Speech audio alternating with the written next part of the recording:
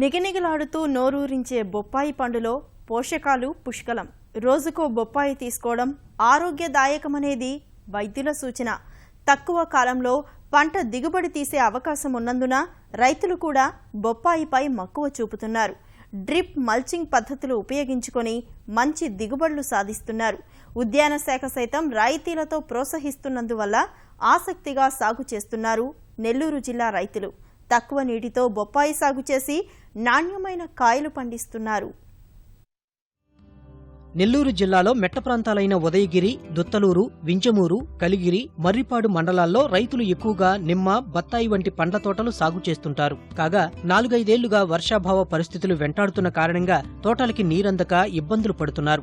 దీర్ఘకాలం ఫలసాయాన్నిస్తాయని సాగు చేసిన చెట్లు నష్టాలు పండించడంతో కర్షకులు ప్రత్యామ్నాయాల వైపు దృష్టి సారించారు. ఈ పయనంలో తక్కువ సమయం, కొద్దిపాటి నీటితో చేతికందే బొప్పాయి వైపు మళ్లారు. సమర్థ నీటి వినియోగం, కలుపు సమస్య నివారణకి డ్రిప్, మల్చింగ్ షీట్లు వేసుకుని బొప్పాయిని చక్కగా ఎదిగిస్తున్నారు. మొక్కల కోసం హెక్టారుకి 18,789 రూపాయలు, మల్చింగ్ కింద హెక్టారుకి 16,000 రాయితీని ఉద్యాన శాఖ అందించడంతో మరికొంత పెట్టుబడి పెట్టి రైతులు ఈ తీయని పంటను సాగు చేస్తున్నారు.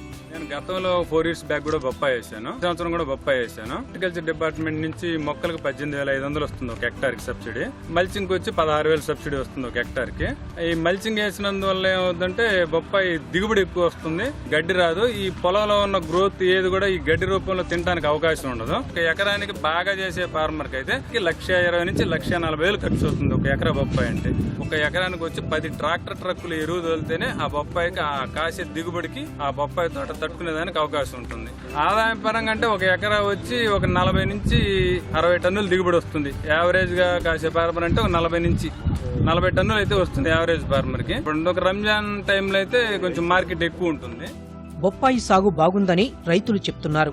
ఏడాదిలో పంట చేతికి రావడం, మార్కెట్లో గిరాకీ కూడా ఉన్నందువల్ల రాబడి ఆశాజనకంగా ఉందని తెలుపుతున్నారు. ఎకరానికి 1,00,000 నుంచి 1,20,000 వరకు ఖర్చవుతోందని, 2 లక్షల వరకు ఆదాయం వస్తోందంటున్నారు. మల్చింగ్ ఏర్పాటు వల్ల అంతర కృషి పెద్దగా అవసరం లేకుండా పోయిందంటున్న కర్షకులు రాయితీని మరికొంత పెంచాలని కోరుకుంటున్నారు. కొంత మల్చింగ్ వేసేసాము, కొంత మల్చింగ్ వేయకుండా వేసాము. దానివల్ల అయితే చాలా తేడా కనపడుతుంది. దీనికి దానికి దిగుబడిలో గానీ, గ్రోత్ లో గానీ అన్నింటిలో తేడా అనేది కనపడుతుంది. కలుపు సమస్య అయితే దానికి దీనికి చాలా వేరియేషన్ కనపడింది.